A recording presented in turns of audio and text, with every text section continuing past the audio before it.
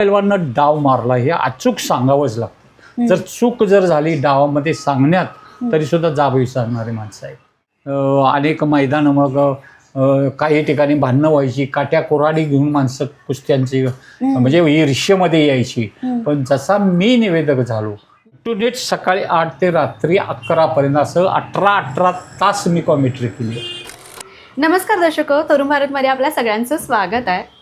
महाराष्ट्राला कुस्तीची पंढरी म्हणून ओळखलं जातं. महाराष्ट्राच्या कानाकोपऱ्यामध्ये कुस्तीची स्पर्धा घेतली जाते आणि कुस्तीच्या स्पर्धांमध्ये जेवढं पैलवानाची कुस्ती महत्त्वाची असते तेवढीच निवेदकसुद्धा तितकाच महत्त्वाचा असतो. पैलवानाची कुस्ती आपल्या भाषेमध्ये त्याचे डावपेच आपल्यापर्यंत पोहोचवण्याचं जे काम करतं तो म्हणजे निवेदक. त्या कुस्तीची स्पर्धा आणखी मनोरंजन करण्याचं काम करतोय तो म्हणजे निवेदक. आणि असेच निवेदक, अनुभवी निवेदक म्हणायला काही हरकत नाही त्यांना. असेच निवेदक आपल्यासोबत आहेत जे गेली 46 वर्ष झालं कुस्तीच्या स्पर्धेमध्ये निवेदनाचं काम करत आहेत. आणि त्यांचा या 46 वर्षाचा अनुभव नक्की काय आहे आपण त्यांच्याकडूनच जाणून घेऊया. नमस्कार सर. नमस्कार. तरुण भारतमध्ये आपलं स्वागत. धन्यवाद. सर, मी डायरेक्ट आता प्रश्नावरच येते. 46 वर्ष झालं तुम्ही कुस्तीच्या स्पर्धेमध्ये निवेदनाचे काम करताय. काय म्हणजे कसं वाटलं की तुम्हाला निवेदक व्हावं? एक आयुष्यामध्ये मी त्या क्षेत्राला वाहून घेतल्यासारखं झालं. वयाच्या 23व्या वर्षी मी निवेदकाची सूत्र म्हणजे हातात घेतली, माईक हातात घेतला. आज जवळजवळ मी 69-70 वय झाले माझं. मी प्रत्येक वर्षी किमान 100-200 मैदानं कंट्रोल करतो. मग स्पर्धा असतील, काही ठिकाणी स्पर्धा असेल, गावठी मैदान असेल, जत्रेचं मैदान असेल किंवा तिकिटाचं मैदान असेल, त्या सगळ्या मैदानांचे मी कंट्रोल करतो. आणि कंट्रोल करत असताना रोज वेगवेगळ्या पद्धतीचं पब्लिक आहे. हौशी आहेत, नवशी आहेत, अशा अनेक तऱ्हेचं पब्लिक असते. त्या पब्लिकचं साधारणतः 336 डावामधला कुठला पैलवानं डाव मारला हे अचूक सांगावंच लागतं. जर चूक जर झाली डावामध्ये सांगण्यात तरी सुद्धा जाब विचारणारे माणसं आहेत. पाहुण्यांचं स्वागत असेल किंवा संयोजकांचं अभिनंदन असेल किंवा लढणाऱ्या पैलवानांना स्फूर्ती देण्याचं काम जर असेल तर ते खऱ्या अर्थानं निवेदकाचं. जेव्हा तुम्ही निवेदन करताय कुस्ती स्पर्धेमध्ये तयारी काय काय करून जाताय? तशी माझी तयारी 1981 पासून मेंदूमध्येच तयारी झालेली आहे. मला लिहिता म्हणजे लिहून घ्यायला लागत नाही. मी 1978चा जर इतिहास सांगा म्हटला असा किंवा 1984च्या 11 फेब्रुवारी 1984ला जी कुस्ती झाली सतपाल विरुद्ध युवराज, महाराष्ट्रातली भारतातली सर्वश्रेष्ठ कुस्ती, त्या कुस्तीचं मी आकाशवाणी सांगली केंद्रावरती थेट प्रक्षेपण केलं होतं 1984ला. अशा बऱ्याच मैदानातनी बघा, आता मगाशी मी तुम्हाला म्हटलो की अनेक मैदानं मग काही ठिकाणी भांडणं व्हायची, काट्या कोराडी घेऊन माणसं कुस्त्यांची म्हणजे ईर्ष्येमध्ये यायची. पण जसा मी निवेदक झालो तसा आज अखेर कुठल्याही मैदानावरती काटी कोराडी किंवा भांडणाचा प्रसंग आलेला नाही. जेव्हा तुम्ही लाईव्ह करताय ते निवेदन तेव्हा काय काय समस्यांना सामोरं जावं लागतं? कधी कधी थोडंफार चुका वगैरे होतात, ते कसं तुम्ही हाताळताय? कसं हाताळत असताना एक लक्षात घ्यायचं की काही देणगीदार असतात, त्यांचं स्वागत किंवा त्यांना जरासं थोडंफार आभा करणं आपलं कर्तव्य आहे. भले ते कुणाला पैसे दिलं महत्त्वाचं नाही, कारण कुस्तीसाठी पैसा किंवा जी देणगी आहे ते महत्त्वाचं आहे. हे सांघिक ही आहे, खेळ आहे. आणि दुसरी गोष्ट असं की जो देणगीदार आहे किंवा संयोजक आहे यांची सगळ्यांचं कौतुक करायचंच तरच ते पुढच्या वर्षी करतील. दुसरं असं की त्या मैदानामध्ये लढणारा जो पैलवान आहे त्याचं समजा किंमत वाढवणं आपलं काम आहे. समजा तो 5,000ला लढत असला तर 5,000 म्हणायचं नाही, आपण 50,000 म्हणायचं. का म्हणायचं तर त्या पोरांनाही वाटतं की आम्हाला 5,000 मिळाल्याचं दुःख नाही, पण 50,000 मिळणार आहेत हे सुख त्यामध्ये हे केलं जातं. आतापर्यंत आठवणीतली कुठली तुम्ही कुस्ती स्पर्धा घेतली ज्या अजून पण लक्षात आहे तुमची? 1 नंबर झालेली ती कुस्ती स्पर्धा. रोहित पटेल हिंद केसरी ज्यावेळेला कोल्हापूरला झाला ती आयुष्यामधली माझ्या अगदी टायटलचे संजय कुमार बरोबर ती कुस्ती होती. हरियाणा राज्यातला तो संजय कुमार तो जवळजवळ भारतातल्या सर्व स्पर्धा जिंकलेला होता. आणि महाराष्ट्राचा रोहित पटेल इंदोरचा तोही भारत केसरी, हिंद केसरी सगळ्या स्पर्धा गाजलेल्या होत्या. आणि ती स्पर्धा कोल्हापुरात घेतलेली होती. संजय कुमार दावेदार होता की मी कुठल्याही परिस्थितीत जिंकणारच. हिंद केसरीची स्पर्धा ती कोल्हापुरातली आणि छत्रपती शाहू राजांच्या भूमीमधली हिंद केसरी स्पर्धा म्हणजे भारतातली सर्वश्रेष्ठ स्पर्धा होती. आणि या स्पर्धेमध्ये ज्यावेळा एका बाजूनं हरियाणाचा संजय कुमार आणि दुसऱ्या बाजूनं महाराष्ट्राचा रोहित पटेल ही ज्यावेळा कुस्ती आली त्यावेळेला मला वाटतं 25 ते 50,000 प्रेक्षक आलेलं होतं. आणि त्या कुस्तीची कॉमेंट्री करण्याची आयुष्यामधली पहिली संधी मला मिळाली. आणि त्या कुस्तीमध्ये रोहित पटेलनं निर्णायक असं त्या कुस्तीमध्ये डावपेच करून शाने त्या वर्णन सांगण्याच्या पलीकडं मी त्या कुस्तीचं वर्णन केलेलं होतं. आणि त्या एका अर्थी मी त्या रोहितला प्रोत्साहन दिलेलं होतं की वेगळ्या पद्धतीची कुस्ती म्हणून शान त्या रोहितवर केंद्रित केलेलं होतं. आणि ती कुस्ती रोहितनं जिंकली आणि आपल्या महाराष्ट्राला हिंद केसरीची गदा राखली. ही माझ्या आयुष्यातली हा एक क्षण. आणि दुसरा क्षण साधारणतः 1994 साली सोलापूर जिल्ह्यातला मुन्नालाल शेख नावाचं पोरगं, मुसलमान समाजाचं पोरगं, समाज इथं मानला जात नाही आमच्या कुस्तीमध्ये, तो मुन्नालाल शेख 17 वर्षाचं पोरगं होतं. कोल्हापूरला अखिल भारतीय महापौर केसरी कुस्ती स्पर्धा कोल्हापूरला चालू होती. आणि धनाजी फडतारे साताऱ्याचा विरुद्ध मुन्नालाल शेख ही दोघांची फायनलला कुस्ती आलेली होती. कोल्हापूरला करवीर कुमार केसरी अधिक कोल्हापूर अखिल भारतीय कोल्हापूर केसरी अशा दोन टायटलच्या गदा होत्या. आणि त्या टायटलमध्ये एका बाजूनं सोलापूर जिल्ह्यातनं मुन्नालाल शेख लढणार होता आणि साताऱ्यातनं धनाजी फडतारे लढणार होता. आदल्या दिवशी रात्री मी साईडचं निवेदक असताना सुद्धा आदल्या दिवशी रात्री ही सगळी मंडळी माझ्या घराकडे आली. आणि जर मुन्नालाल शेखच्या खांद्यावर गदा बघायची असेल तर कॉमेंट्रीला तुम्ही बसा. हे माझ्या जिंदगीतला एक पुरस्कार आहे. तुम्ही जर कॉमेंट्रीला जर बसलात तर मुन्नालाल शेख स्वतः घराकडे आला होता आणि म्हटला मी या गदेचा मालक मी असणार आहे फक्त तुमच्या आवाजामुळं. आणि तसंच झालं की दुसऱ्या दिवशी मी त्या कुस्तीची कॉमेंट्री करत असताना मुन्नालाल शेखचं ज्यावेळा मी नाव जाहीर केलं त्यावेळा अंगावरची कपडे फाडली त्यानं, अक्षरशः चिंध्या केल्या कपड्याच्या. तो मैदानात आला आणि त्या धनाजी फडतारेला अशा वाईट परिस्थितीमध्ये 1.5 सेकंदामध्ये त्याच्या छातीवरती बसला आणि भ्रमिष्ठ अवस्थेतनं सगळ्या मैदानातनं पळायला लागला. तर तो मुन्नालाल शेख कोल्हापूरचा अखिल भारतीय महापौर केसरी झाला. कुस्ती स्पर्धा साधारण किती तास सुरू राहते आणि ते एंटरटेनमेंट म्हणजे लोकांना मनोरंजन करायला कसं? आता सकाळी जर 8ला कुस्त्या चालू झाल्या तर साधारण उन्हाचा हे म्हणजे बाहेर जर खासबाग मैदान सारखे असले तर 11 पर्यंत चालतात. पण संध्याकाळी 4ला सुरू झाले तर रात्री 11 वाजेपर्यंत चालतात. आणि मी कंटिन्युएट सकाळी 8 ते रात्री 11 पर्यंत असं 18 तास मी कॉमेंट्री केली. 18 तास माझा इतिहास आहे की खासबागला सकाळी 8ला बसायचं रात्री 11ला मैदान सोडून यायचं आणि 18 तास मी बोललो. तो स्टॅमिना कुठून येतोय? आणि मेन म्हणजे जेव्हा तुम्ही कॉमेंट्री करताय निवेदन करताय तेव्हा ते आवाजाचा तर चढ उतार असतोय, ते कसं मॅनेज करताय तुम्ही 18 तास? तेच खरं टेक्निक यात आहे.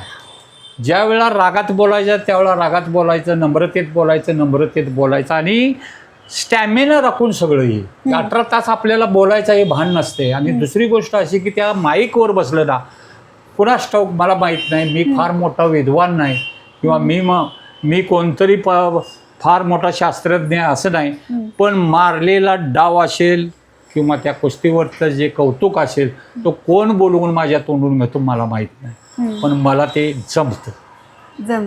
मला आणखी एक प्रश्न विचारायचा आहे, तुम्ही कुस्ती पण खेळत होता? होय.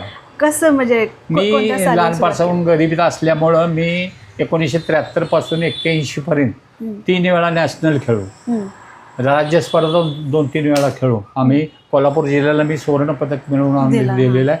खास करून पुरस्कार त्यावर्षी आमचा कलेक्टरनं 9 पैकी 8 पुरस्कार आम्ही कोल्हापूरला खेचून आणले होते. तो कलेक्टरनं आमचा त्यावेळेला मला वाटतं संजय पाटील मनुष्याने कलेक्टर होते, त्याने आमचा खास सत्कार केलेला होता. ही 16-17व्या वर्षीची घटना. त्याच्यानंतर मी हरियाणा, रोहतक, जबलपूर आणि रामपूर या ठिकाणी राष्ट्रीय स्पर्धेमध्ये आमच्या महाराष्ट्राचं प्रतिनिधित्व केलं. आणि त्याच्यानंतर मग जसा निवेदक झालो तसं इकडं मी माझी 2, 3, 4 नंबरला कुस्ती असायची आणि मी इकडं मैदानाचा निवेदक असायचा. अरे वा. आणि मग मी माझ्या कुस्तीपर्यंत कंट्रोल करायचं आणि मी कपडे काढायचा. 30 ते 1 ते 1.5 मिनिटामध्ये मी कुस्ती कलाजंग डाव माझा हुकमी डाव होता.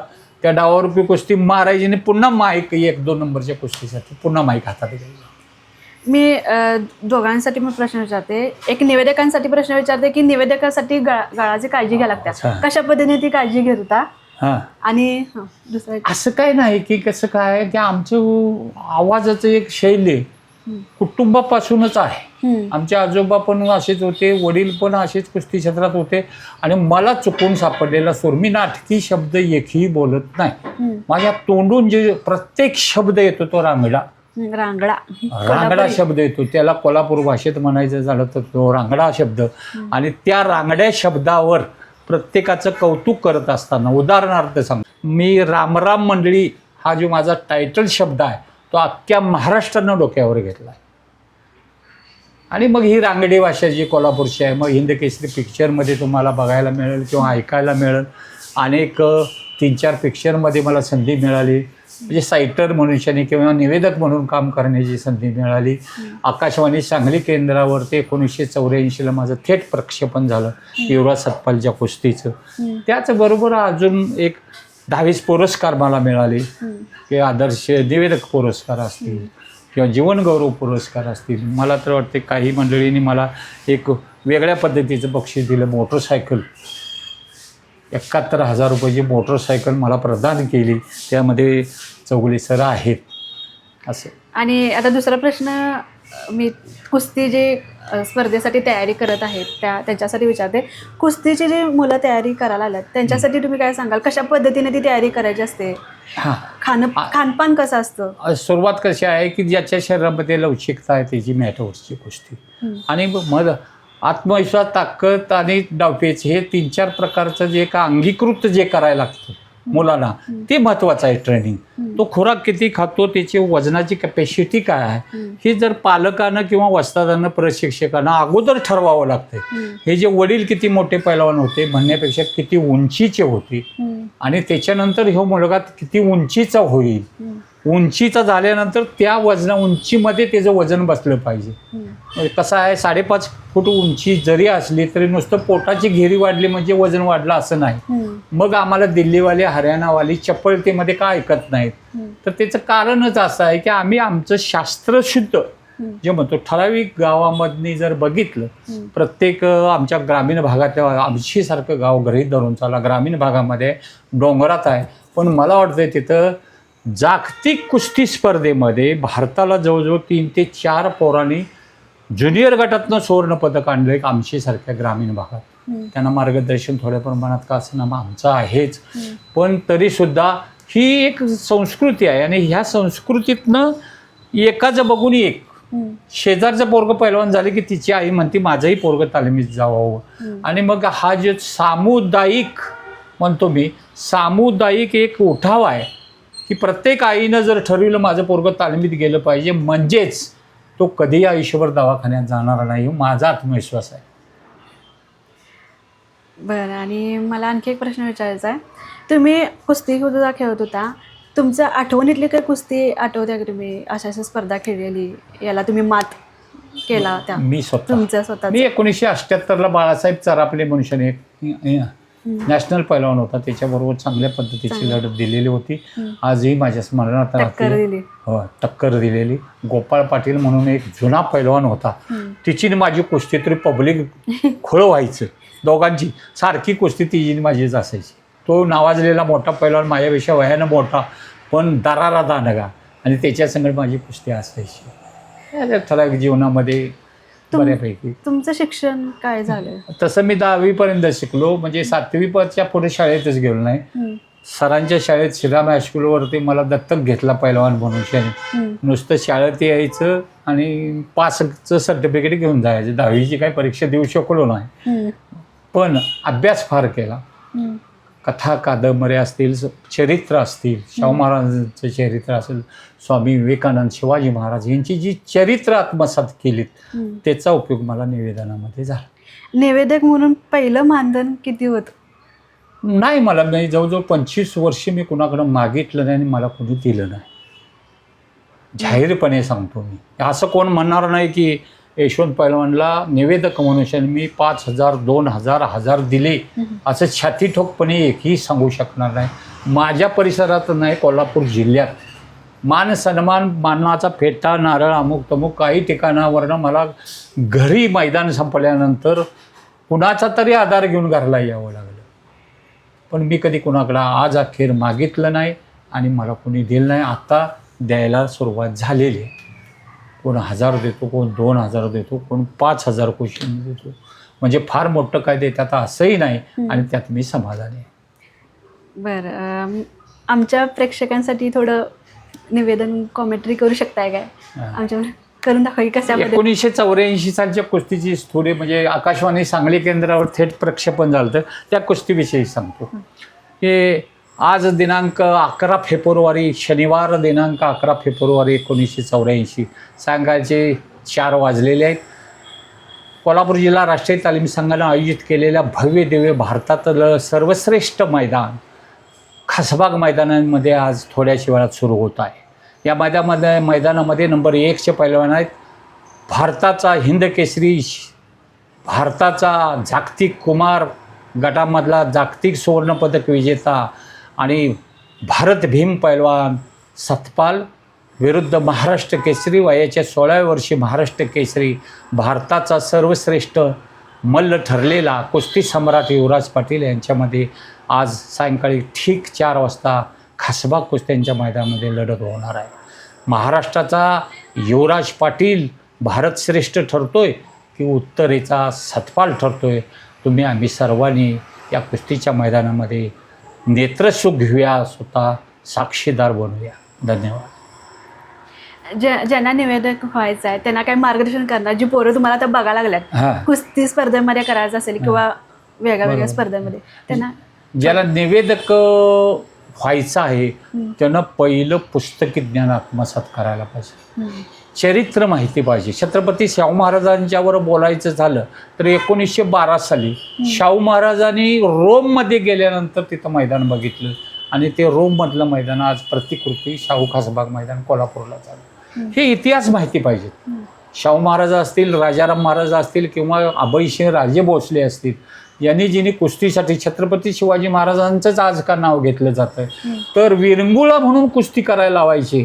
आपल्या सैनिकांना एकमेकाला पाडायला लावायचे, हार आणि जीत शिकवायची छत्रपती शिवाजी महाराज. त्या काळापासून ही कुस्ती अस्तित्वात आहे. त्याच्या पूर्वीपाशी जारासिंगच्या दरम्यान सुद्धा ही कुस्ती होती, पण ती ठार मारायची कुस्ती होती. एकमेकाला ठार मारायचं आणि मग कुस्ती जिंकायची. त्या कुस्तीमधला थोडासा बदल झाला आणि जारासिंग कुस्ती म्हणजे भीमराव कुस्ती, भीमयुद्ध म्हणायचं त्याला. गदेनं एकमेकाला मारायच्या ऐवजी बिना गदेचं एकमेकाबरोबर कुस्ती करायची. त्याचं भीमयुद्ध म्हणजे मल्लयुद्ध म्हणून प्रसिद्ध झालं. आणि त्याच्यानंतर थोडंसं प्रगतीवर गेलं की गुच्छागुच्ची काय न मारता निशस्त्र प्रतिस्पर्धेला 4 मुंड्या चित्त करायचं म्हणजेच हरवायचं. त्याला कुस्ती ही भारतीय कुस्ती म्हटलं जाते जगात. आणि अशा पद्धतीची कुस्ती आपल्या भारतामध्ये सर्वश्रेष्ठ जर खेळ जगातला कुठला भारतातला असेल तर ती कुस्ती आहे, मातीतली कुस्ती. नक्कीच सरांकडून आपण खूप काही जाणून घेतलं. कुस्ती संदर्भात असो किंवा कुस्ती स्पर्धेमध्ये निवेदन कशा पद्धतीने करावं याचं सुद्धा मार्गदर्शन केलं आणि त्यांचा आजपर्यंतचा सगळा प्रवास त्यांनी आपल्याला या व्हिडिओमध्ये या आपल्या मुलाखतीमध्ये सांगितलं आहे. नक्की तुम्हाला त्यांचा जो प्रवास आहे नक्की प्रेरणादायी ठरेल. तुम्हाला आजचा एपिसोड कसा वाटला आम्हाला कमेंट्समध्ये नक्कीच सांगा. कॅमेरा पर्सन सुरेश पाटीलसह मी नीता पोद्दार, तरुण भारत, कोल्हापूर.